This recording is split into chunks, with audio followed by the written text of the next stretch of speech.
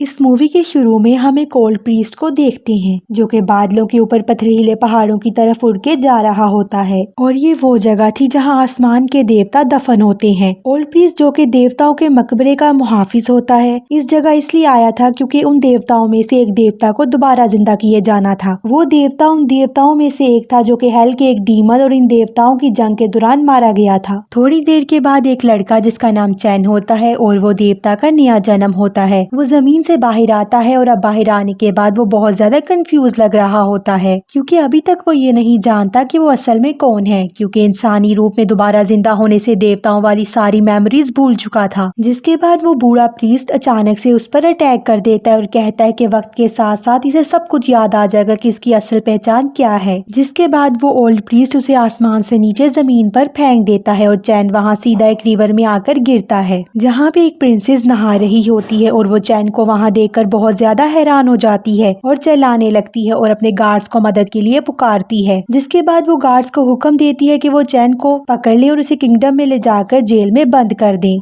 अब scene shift होता है और हम एक लड़के को देखते हैं जिसका नाम जीलोंग होता है और वो शाही जेल का कैदी होता है और उसको एक गार्ड लड़की जिसका नाम शोई होता है ट्रीटमेंट कर रही होती है क्योंकि जीलोंग को किसी और कैदी ने मारा होता है और वो इस बात पर काफी ज्यादा नाराज लग रहा होता है। अब उधर शोई जीलोंग की टांग पर मरहम पट्टी कर रही होती है और वहाँ दूसरी तरफ बाकी कैदी एक दूसरे को इशारों में प्लान बता रहे होते हैं। तभी हमें पता चलता है कि इन सब का इरादा इस जेल से भागने का था क्योंकि उन्हें लगता था कि गैर मुंसिफाना तौर पर कैद किया गया है। उस किंगडम के प्राइम मिनिस्टर शीमा ने उन्हें इसलिए पकड़कर कैद किया होता है क्योंकि उसे लगता है इन सब की बॉडीज में स्पिरिचुअल पावर्स हैं। और सिचुएशन सेव होने के बाद वो तिनकों के नीचे छुपाए गए अपने अपने वेपन्स निकालकर गार्ड्स पर अटैक कर देते हैं और इससे पहले वो लोग जीलोंग और शोई को मारते जीलोंग और शोई वहाँ से भागने का फैसला करते हैं। जिसके बाद वो बच के खुफिया रास्ते से निकल जाते हैं और इस रास्ते की दीवारों पे बहुत से स्पेल पेपर्स लगाए गए होते हैं और जब जीलोंग उनमें से स्पेल पेपर्स को टच करता है तो उसके हाथ रिएक्ट करने लगते हैं और उनमें मैजिकल पावर्स निकलने लगती हैं। तभी हमें पता चलता है कि इन स्पेल पेपर्स को रॉयल सुपरवाइजर स्वांगजू ने अपने मैजिक के जरिए बनाया होता है ताकि वो दूसरे लोगों से मैजिक पावर्स को ऑब्जर्व कर सके। खुशकिस्मती से शोई जीलोंग को इस जगह से रोक लेती है और दूसरी तरफ भागने का कहती है, लेकिन वहाँ पर उनका सामना उन्हीं कैदियों से हो जाता है जो बगावत करके भागे होते हैं और वो शुई को मारने के लिए उन सबको घेर लेते हैं और तभी इन लोगों में लड़ाई शुरू हो जाती है। अब शुई अपनी मेट की हिफाजत करते हुए अकेले ही इन सब से लड़ने लगती है, लेकिन वो इसकी हिफाजत नहीं कर पाती और एक कैदी उस मेट को इंजर कर देता है। खुशकिस्मती से प्राइम मिनिस्टर शीमा वहाँ पर आ जाता है और शुई को प्रिजनर्स के अटैक से बचा लेता है और इन कैदियों में से मैजिकल पावर्स ऑब्जर्व कर लेता है। इनमें से मैजिकल पावर ऑब्जर्व करने के बाद वो प्रिजनर्स पर अटैक कर देता है और हेल्पलेस हो जाने की वजह से वो लोग सरेंडर कर देते हैं। जिसके बाद उन्हें दोबारा जेल में डाल दिया जाता है जिसमें जीलोंग भी शामिल होता है। अब सीन शिफ्ट होता है और हमें चैन को दिखाया जाता है जिसको प्रिंसेस और उसके गार्ड किंगडम ला रहे होते हैं। तभी रास्ते में कुछ मास्क पहने लोग उन पर हमला कर देते हैं और इनका इरादा गोल्डन से बनी हुई कमान को चोरी करने का था जिसे शहजादी अपने साथ लाई होती है। अब जब लड़ाई के दौरान एक शख्स प्रिंसेस को पकड़ लेता है तो तभी चैन उसके साथ लड़ने लगता है ताकि वो प्रिंसेस को उनसे बचा सके। अब हालांकि उसके हाथ चेन से बंधे गए थे लेकिन फिर भी वो अपनी किक से उस हमलावर को मार गिराता है और अब अपने हाथ इस चेन से छुड़ाने के बाद वो इस गोल्डन बो की तीर कमान से उन पर अटैक करने लगता है जो कि उसकी स्पिरिचुअल पावर्स की वजह से रिएक्ट करने लगी थी। अब उन डाकियों को वहाँ से भागने के बाद चैन अब बेहोश हो जाता है क्योंकि वो अभी तक आसमान से आई हुई गोल्डन बो से निकलने वाली पावर्स को बर्दाश्त करने के काबिल नहीं हुआ था। शाम को जब प्रिंसेस और उसके गार्ड चैन को लेकर पैलेस पहुँचते हैं तभी शोई वहाँ आती और प्रिंसेस से मिलती है। जिसके बाद शोई प्रिंसेस से इतने लंबे सफर पे जाने और इतनी देर लगाने की वजह पूछती है जिससे प्रिंसेस उससे कहती है कि वो आसमानी देवता की तरफ से भेजी गई गोल्डन बो को लाने गई थी ताकि वो उससे किंग का इलाज कर सके जो कि बहुत बीमार होते हैं। उसी दौरान चैन को होश आता है तो उसे शोई का फेस जाना पहचाना महसूस होता है। उसे लगता है ये वही लड़की है जिससे वो प्यार करता था और वो स्काई पैलेस में रहती थी, लेकिन 10,000 साल पहले वही लड़की वहाँ से अचानक गायब हो गई थी जिस वक्त वो स्काई पैलेस में देवता था। अब इसी दौरान जब प्रिंसेस शोई से बात करने लगती है तो चैन वहाँ से गायब हो जाता है और उस कमरे में चला जाता है जहाँ पर गोल्डन बो रखी होती है। जब प्रिंसेस उसके गायब होने का पता चलता है तो फौरन से गार्ड को उसको ढूंढने का ऑर्डर देती है। दूसरी तरफ चैन अभी तक गोल्डन बो पे मौजूदा पुरस्कार एनर्जी से पीछा छुड़वाने की पूरी कोशिश कर रहा था जो कि मुसलसल उसे अपनी तरफ खींच रही होती है। इसी दौरान वो जितनी बार इस गोल्डन बो को टच करता है वहीं दूसरी तरफ किंग को इतनी ही बार एक अजीब सा रद्द अमल महसूस होता है चैन के गोल्डन बो को पकड़ने से किंग खुद ब खुद ठीक हो जाता है और जब चैन अपना हाथ उससे हटाता है तो किंग दोबारा से बीमार हो जाता है। अब प्रिंसेस उस गोल्डन बो को अपने फादर के पास लेकर आती है ताकि वो उसे टच कर सके और जब वो उसे पकड़ता है तो गोल्डन बो उसके हाथ से उड़ के चैन के हाथ में चली जाती है, जो कि वहीं पे छुपा होता है। गोल्डन बो की पावर की वजह से वो दोबारा से बेहोश हो जाता है। ये देखकर किंग अपने गार्ड को उसे मेडिकल डिपार्टमेंट में लेकर जाने का कहता है। दूसरी तरफ प्राइम मिनिस्टर शीमा को उनका बेटा रिपोर्ट देता है कि वो शहजादी से गोल्डन बो लेने से नाकाम हो गया है, जिससे हमें ये पता चलता है कि वो लोग जिन्होंने प्रिंसेस पर हमला किया था वो कोई और नहीं बल्कि शीमा के लोग थे, जिनको उनसे गोल्डन बो छीनने के लिए भेजा था। अब शीमा का बेटा लिंगकोंग गोल्डन बो लेने का मिशन तो पूरा नहीं कर सका, लेकिन वो ये इम्पोर्टेंट खबर लाया था कि उसने वहाँ पे ऐसे लड़के को देखा जिसमें बहुत सी स्पिरिचुअल पावर्स हैं, और वो शीमा को ये भी बताता है कि उस लड़के को गोल्डन बो की पावर्स को कंट्रोल करते हुए और गोल्डन बो को वेपन के तौर पर उनके खिलाफ इस्तेमाल करते हुए भी देखा गया है। ये सुनकर शीमा खुश हो जाता है और डिसाइड करता है वो इस लड़के से वो पावर्स छीन कर उन्हीं पावर्स को यूज करते हुए वो किंग के खिलाफ कू करेगा। इसलिए वो लिंगकोंग को इस लड़के के ठिकाने का पता लगाने का कहता है। दूसरी तरफ चैन जो मेडिकल रूम में बेहोश पड़ा होता है उसे अपने पास्ट के बारे में ख्वाब आता है और वो इस टाइम को देखता है जब वो एक देवता हुआ करता था और वो अपने आप को उसी गोल्डन बो से एक जंग में लड़ते हुए भी देखता है, जिसका मतलब ये था कि गोल्डन बो शुरू से ही उसी का वेपन था। और इससे हमें इस बात का पता चलता है कि वो कैसे इस गोल्डन बो को इस्तेमाल कर पा रहा था। और जब चैन की आंख खुलती है तो वो फौरन से शोई के पास जाता है और उससे पूछता है क्या तुम वही लड़की हो जो स्काई पैलेस में काफी टाइम पहले से कहीं चली गई थी और जिसे वो बहुत प्यार करता था, लेकिन वो इसे दोबारा यही कहती है कि मैं वो लड़की नहीं हूँ जिसे वो ढूंढ रहा है। इनकी बातों के दौरान ही शोई को लिंगकोंग के आने की आवाज आती है, इसलिए वो चैन को अपने रूम में छुपने के लिए कहती है क्योंकि इसकी मंगनी लिंगकोंग से हो चुकी थी। वो उसे पसंद तो नहीं करती थी क्योंकि वो ऐसा करने के लिए इसलिए राजी हुई थी कि प्राइम मिनिस्टर शीमा ने ऐसा करने के लिए उसे फोर्स किया था। लिंगकोंग इससे इस लड़के के बारे में पूछता है जिसे प्रिंसेस अपने साथ पैलेस में लाई थी, लेकिन शोई इससे कहती है कि वो इस बारे में कुछ नहीं जानती। अब लिंगकोंग के जाने के बाद चैन इसके पास आता है, उसे बताता है कि लिंगकोंग वही शख्स है जिसने प्रिंसेस पर हमला किया था। इसे इस बात पे यकीन इसलिए था क्योंकि एक हमलावर के शूज और आवाज बिल्कुल लिंगकोंग के शूज और आवाज जैसी थी। अब कुछ दिनों के बाद मास्क पहने हमलावर अचानक से पैलेस में दाखिल हो जाते हैं ताकि वो किंग पर हमला कर सके, लेकिन खुशकिस्मती से वहाँ प्राइम मिनिस्टर पहुँच जाता है और इन सबको मार देता है और किंग को बचा लेता है। जिसके बाद वो किंग से उस लड़के के बारे में पूछता है जिसके पास बहुत ज्यादा स्पिरिचुअल पावर्स थी, लेकिन किंग को इसके इरादे ठीक नहीं लगते, इसलिए वो इसे कुछ भी नहीं बताता। प्रिंसेस भी इसे ये कह के टाल देती है कि रॉयल गार्ड ने इसे पकड़कर मार दिया था। शाम को शीमा शुई को अपने पास बुलाता है और इसे चैन के बारे में इंक्वायरी करने लगता है, लेकिन वो भी इसे इसके ठिकाने का नहीं बताती। वो कहती है कि वो नहीं जानती वो कहाँ पर है। जिसके बाद वो उसे लिंगकोंग से शादी की तैयारियां शुरू करने का कहता है ताकि कुछ दिनों में इन दोनों की शादी हो सके, जिस पर वो इतराज करने लगती है। तो शीमा इस पर गुस्सा करता है और इसे अपने ऑर्डर्स फॉलो करने का कहता है। अब क्योंकि वो लिंगकोंग से शादी नहीं करना चाहती थी, लेकिन फिर भी वो शीमा के ऑर्डर ना मानने की हिम्मत नहीं करती। दूसरी तरफ प्रिंसेस चुपके से चैन को पकड़ लेती है और उसे एक जगह पर कैद कर देती है, लेकिन वो जल्द ही चैन से खुद को आजाद करवा के प्रिंसेस को ही कैदी बना लेता है। प्रिंसेस गार्ड इस वाकये की रिपोर्ट प्राइम मिनिस्टर को देते हैं और इसी तरह आखिरकार इसे चैन के ठिकाने का पता चल ही जाता है। और जब वो वहाँ पर पहुँचता है तो चैन अपनी पावर्स को इस्तेमाल ना कर पाने की वजह से पकड़ा जाता है। जिसके बाद शीमा प्रिजनर गार्ड्स को हुक्म देता है कि वो चैन को जेल में बंद कर दे ताकि वो दोबारा वहाँ से भाग ना सके। जेल में वो जीलोंग से मिलता है जो कि ये क्लेम करता है कि वो भी एक देवता है जिसका दोबारा जन्म हुआ है और वो चैन को इसलिए जानता था क्योंकि वो चैन के अंडर काम करने वाली आर्मी का हिस्सा था। अब कुछ दिनों के बाद जब शुई और लिंगकोंग की शादी का दिन आता है तो शुई मुसलसल चैन के बारे में सोच रही थी और इसकी हिफाजत के लिए वो उसे और जीलोंग को प्राइम मिनिस्टर को बताए बगैर वहाँ से भागने में मदद करती है। अब रॉयल प्रिजन से भागने के बाद चैन शुई के अजनबी रवैये की वजह से बहुत ज्यादा हैरान होता है, जिस पर जीलोंग इसे बताता है कि आज तो इसकी और लिंगकोंग की शादी होने वाली थी। ये सुनकर वो इससे मिलने के लिए पैलेस की तरफ भागने लगता है और जब वो रॉयल पैलेस पहुंचता है तो वहाँ पे हंगामा पैदा कर देता है ताकि वो शुई और लिंगकोंग की शादी को रोक सके। अब लिंगकोंग से ये बर्दाश्त नहीं होता और वो इस पे हमला कर देता है, जिसकी वजह से इन दोनों के दरमियान लड़ाई होने लगती है और एक जबरदस्त जंग के बाद चैन लिंगकोंग को मारने में कामयाब हो जाता है और इन दोनों की शादी भी नहीं हो पाती। अगले ही दिन शुई चैन को एक सीक्रेट किताब दिखाती है जिसको प्राइम मिनिस्टर ने छुपा कर रखा था, जिससे उन्हें ये पता चलता है कि शीमा बहुत ज्यादा स्पिरिचुअल पावर्स को इकट्ठा करने की प्लानिंग कर रहा था ताकि वो हमेशा के लिए जिंदा रह सके। इसीलिए वो उन लोगों को कैद कर लेता था जिनके पास स्पिरिचुअल पावर्स होती थी। दूसरी तरफ शीमा उसी रॉयल एडवाइजर से मिलते आता है जिनका नाम स्वानजू था और वो उससे मदद मांगता है ताकि वो दोबारा लिंगकोंग को जिंदा कर सके। और तभी हमें पता चलता है कि शीमा को स्पिरिचुअल पावर्स के बारे में जो कुछ पता था वो स्वानजू की वजह से था और वही इसे दूसरे लोगों से ज्यादा स्पिरिचुअल पावर्स इकट्ठी करने का कहता था। अब प्राइम मिनिस्टर की रिक्वेस्ट सुनने के बाद वो इसकी मदद करने की बजाय इसे ही मार देता है और सारी की सारी स्पिरिचुअल पावर्स इससे छीन लेता है। तभी वहाँ पर शुई, चैन और जीलोंग आ जाते हैं और अब वो इसकी शैतानी प्लान के बारे में जान चुके होते हैं, क्योंकि कुछ दिनों के बाद होने वाली एक ब्लेसिंग सेरेमनी में किंगडम के सभी मेंबर से स्पिरिचुअल पावर छीनने का इरादा रखता था और चैन ये जानता था कि ये सब कुछ इसने इसलिए किया ताकि वो एक देवता बन सके और हमेशा के लिए जिंदा रह सके। लेकिन वो तीनों ये सब कुछ नहीं होने दे सकते थे, इसलिए वो इसके साथ लड़ने लगते हैं। लेकिन वो एडवाइजर सालों से इकट्ठी की हुई स्पिरिचुअल पावर्स की मदद से इन तीनों को आसानी से हरा देता है, जिसके बाद वो किंग को मिलने आता है और इसे ब्लेसिंग सेरेमनी करने का कहता है जिसमें सारी रॉयल फैमिली को मौजूद होना होगा। अब किंग को इसके शैतानी प्लान का इल्म नहीं होता, इसलिए वो इनकी बात मानने को तैयार हो जाता है और इससे पहले इसने किंग से ये भी झूठ बोला था कि ब्लेसिंग सेरेमनी से किंग की बीमारी ठीक हो जाएगी। अगले दिन किंग और बाकी सब रॉयल मेंबर्स ब्लेसिंग सेरेमनी के लिए एक जगह इकट्ठे हो जाते हैं और जब सारे रॉयल मेंबर्स एक जगह पर इकट्ठे हो जाते हैं तो तभी वो एडवाइजर अपने शैतानी प्लान के मुताबिक सबकी स्पिरिचुअल पावर्स इनसे ऑब्जर्व कर लेता है और जब वो इन लोगों को मारने ही वाला होता है तो चैन और जीलोंग इसके हमले को नाकाम बना देते हैं, जो कि अब अपनी आखिरी चोट से रिकवर हो चुके होते और अब इनमें लड़ाई शुरू हो जाती है। लेकिन क्योंकि चैन अभी तक अपनी पावर्स को ठीक तरह से इस्तेमाल करना नहीं सीख पाया था, इसलिए स्वानजू इसे एक बार फिर से जख्मी कर देता है। इसी दौरान जीलोंग एक ड्रैगन में बदल जाता है और इसे एडवाइजर पर हमला करने लगता है, लेकिन वो इस ड्रैगन का मुकाबला बड़े अच्छे तरीके से कर लेता है। इसी दौरान चैन भी देवता वाली पावर्स हासिल कर लेता है और गोल्डन बो को कंट्रोल करने लगता है और इसी को वेपन के तौर पर इस्तेमाल करते हुए स्वानजू पे, जो कि बहुत बड़ा सांप बन चुका होता है, इस पे हमला करने लगता है और एक जबरदस्त लड़ाई के बाद आखिरकार वो स्वानजू को मारने में कामयाब हो जाता है और इसके मरने के बाद सारे किंगडम के मेंबर्स, जिनमें किंग और प्रिंसेस भी शामिल थी, वो जल्दी ठीक हो जाते हैं और अपनी स्पिरिचुअल पावर्स वापस लेने में कामयाब हो जाते हैं और चैन भी अपनी रियल पावर को हासिल करने में कामयाब हो चुका था। और इसी के साथ ये मूवी यहाँ पर खत्म हो जाती है।